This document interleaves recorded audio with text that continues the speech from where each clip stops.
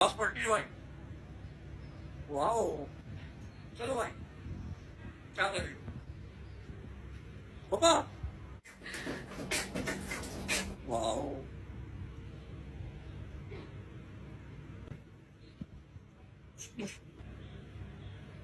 मेरे वापस सीखा है। पक्की बात है उमा, क्या बोलते हैं?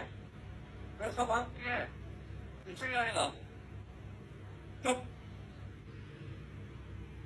मानोर, मानोर, मानोर, मसला है, क्या हुआ?